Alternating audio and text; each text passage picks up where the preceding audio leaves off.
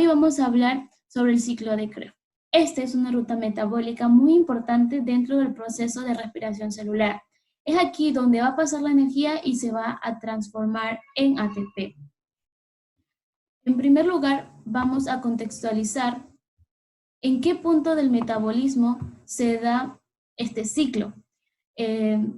Una vez que hemos captado la molécula de la acetilcoenzima A, de los procesos catabólicos de glúcidos, lípidos, aminoácidos, va a entrar a un ciclo, que es el ciclo de Krebs, para luego poder transportar la energía que se encuentra en la molécula de la acetilcoenzima A otras moléculas.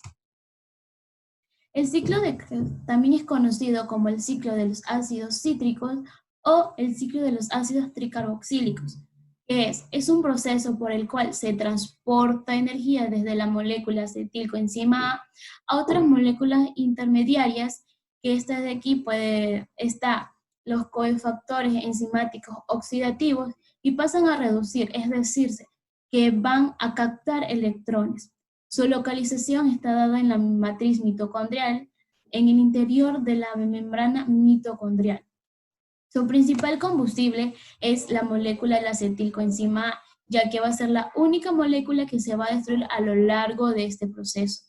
Es un ciclo anfibólico porque está dado de catabolismo y anabolismo. Catabolismo, recordemos que va a consumir a la molécula de la acetilcoenzima A, y anabolismo porque el oxalocetato va a ser la primera molécula en fusionarse con el acetilcoenzima A dentro del ciclo que se va a regenerar. Posee 8 reacciones, 3 de ellas son irreversibles y son el punto central para la regulación del ciclo. En la primera reacción tenemos la incorporación de la acetilcoenzima A. Este proceso está dado gracias al proceso catabólico de glúcidos que forman el piruvato. El piruvato está dado gracias a la descarboxilación oxidativa, formando el acetilcoenzima A. Dentro de este proceso hay una enzima importante que es el piruvato deshidrogenasa. Este piruvato está conformado por 5 coenzimas muy importantes, que es la tiamina, el FAD, el NAD, coenzima A y ácidos lipoicos. Esto va a ayudar a su formación. Dentro de esta mencionamos que va a haber una descarboxilación oxidativa. Va a salir un carbono y se va a generar electrones que sean captados por el NAM positivo para formar o reducir a NADH en este proceso. Luego, en la incorporación de la molécula de acetilcoenzima A, que posee 2 átomos de carbono, se va a unir con el oxalacetato, que posee 4 átomos de carbono, para formar así la molécula del citrato de 6 átomos de carbono. Esto está dado gracias a la enzima citrato sintetasa. En la reacción número 2 vamos a tener una isomeración, que es la reorganización de los enlaces dentro de esta cadena. En el primer instante, el citrato, si tiene mucho ATP, no va a poder ingresar a la cadena de Krebs, sino que va a formar un ácido graso que no le va a permitir ingresar, pero si esta necesita ATP, va a poder ingresar al ciclo y va a formar cis-aconitato. Y esta obviamente está dado por la enzima aconitasa.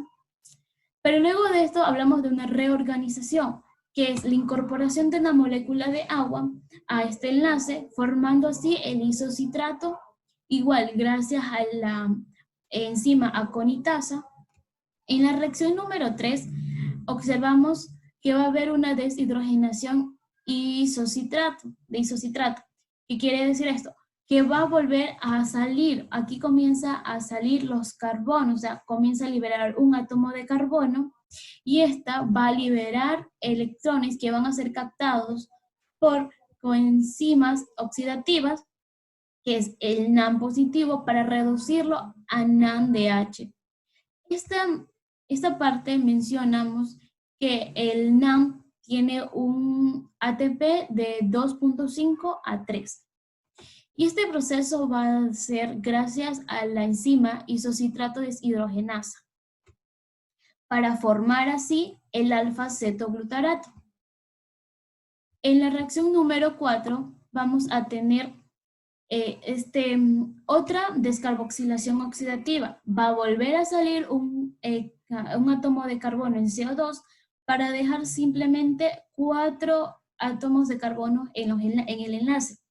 Este de aquí va a liberar otra vez electrones para que sean captados por el NAD positivo para reducirlos al NaH y así poder formar el succinilcoenzima. Dentro de esta formación de enlace se va a unir una coenzima A que va a formar pues la siguiente reacción. En esta reacción se va a dar una oxidación, que quiere decir que va a ser una fosforilación a nivel del sustrato. En este momento, esta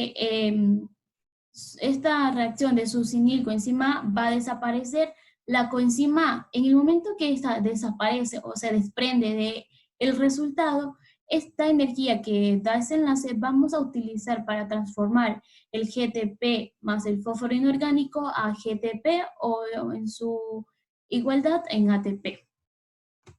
Y así se forma el succinato. En la reacción número 5 va a haber una oxidación, que es la formación o la liberación de electrones dentro de esta cadena para que sean captados por el FACH positivo y transformados en FACH2. Y así formar el fumarato. En la reacción número 7 va a ocurrir una hidratación. ¿Qué quiere decir hidratación? Que este enlace va a captar una molécula de H2O, que es agua, para incorporarlo dentro de su enlace y así formar o transformarse a L-malato o malato. Esta transformación es gracias a la enzima fumarasa.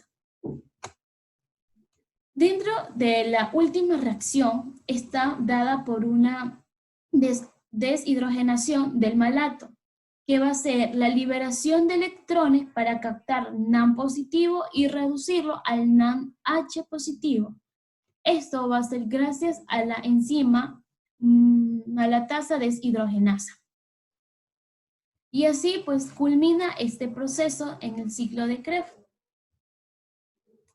Ahora vamos a mencionar los productos finales que este ciclo nos va a dar en el proceso, mencionando que el proceso de respiración celular nos promete 38 ATPs.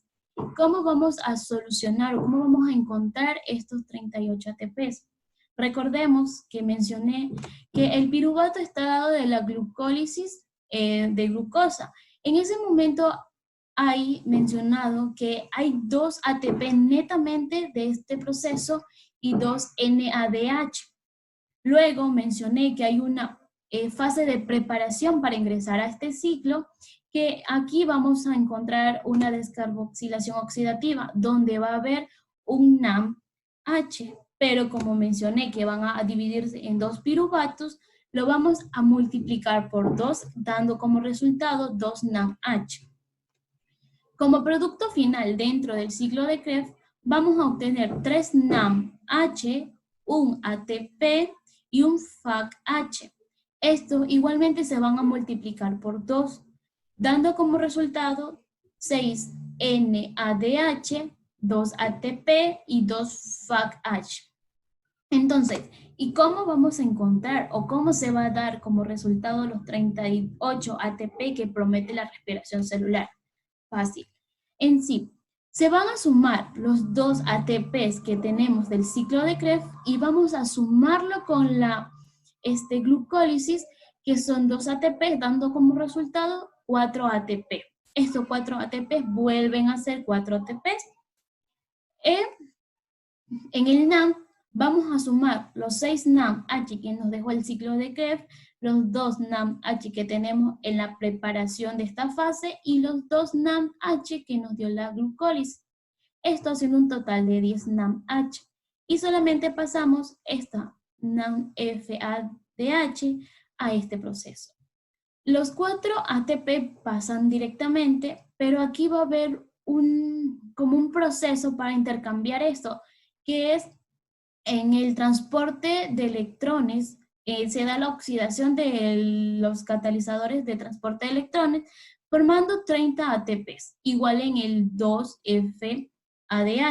Va a volver a pasar la misma oxidación de cadena de transporte de electrones a 4 ATP. Y es ahí donde nos da o nos prometió los 38 ATP y están como resultado dentro de esta cadena. También no solamente vamos a encontrar energía o nos va a producir energía, también vamos a encontrar cofactores reductivos o reductores que nos van a ayudar en las próximas etapas de la respiración celular.